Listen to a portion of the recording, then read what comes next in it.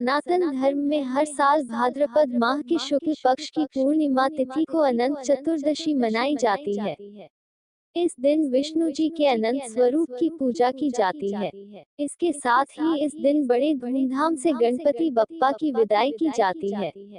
अनंत चतुर्दशी के दिन विष्णु जी की पूजा उपासना के बाद महिलाएं बाएं और पुरुष दाएं हाथ में 14 गांठों वाला अनंत धागा बांधते हैं।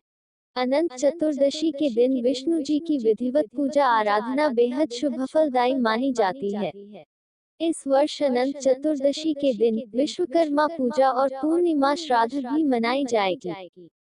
हिंदू धर्म भगवान विष्णु को पालनहार बताया गया है।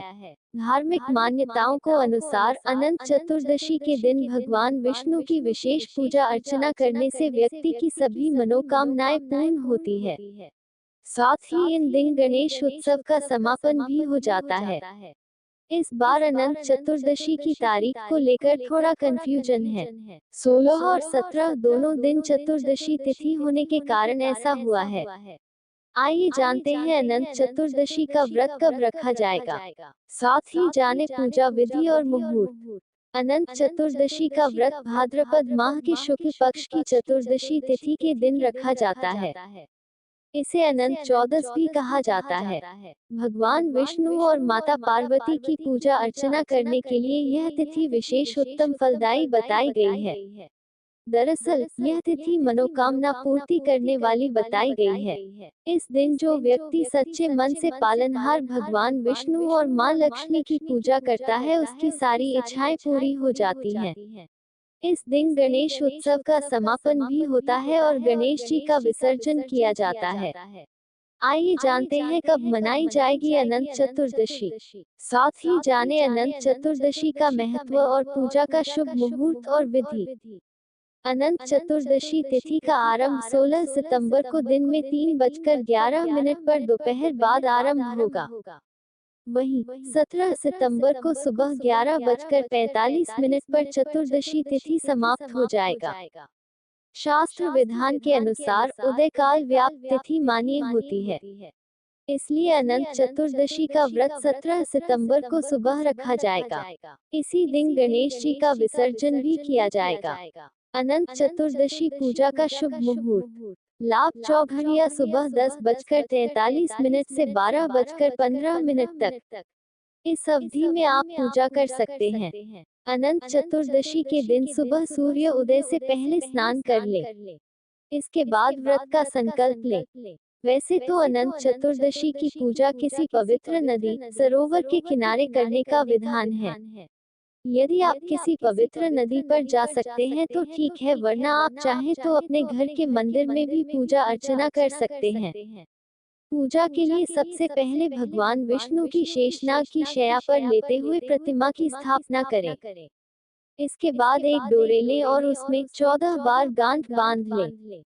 इस डोरे को भगवान की तस्वीर के पास रख दें। डोरा रखते समय ओम अनंताय नमः मंत्र का जप करें। इसके बाद पुरुष अपने दाहिने हाथ में और स्त्री अपने बाएं हाथ में धागा बांध ले।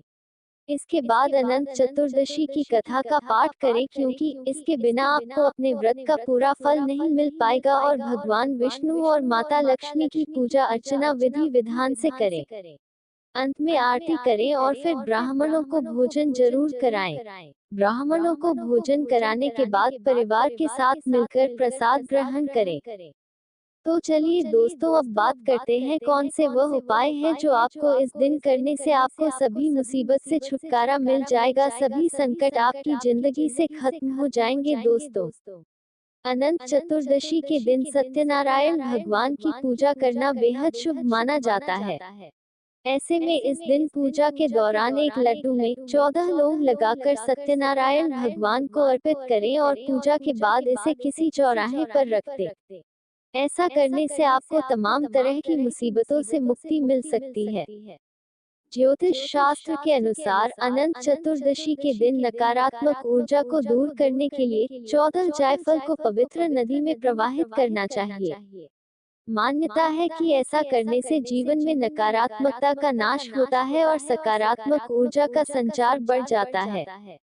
अनंत चतुर्दशी के शुभ अवसर पर भगवान विष्णु के मूल मंत्र ओम नमो भगवते वासुदेवाय नमः, इस मंत्र का 5, 11 या 21 माला जाप जरूर करना चाहिए। इतना समय यदि नहीं है तो कम से कम 108 बार इस मंत्र का जाप जरूर करें। ऐसा करने से धन ऐश्वर्य का आशीर्वाद प्राप्त होता है और भगवान विष्णु प्रसन्न होते हैं। अनंत चतुर्दशी पूजा के समय गुड़ से बने चीजों का भोग जरूर शामिल करना चाहिए। यह भोग भगवान विष्णु को बहुत प्रिय है और इससे परिवार में सुख समृद्धि आती है। साथ ही सभी प्रकार की नकारात्मकता दूर हो जाती है।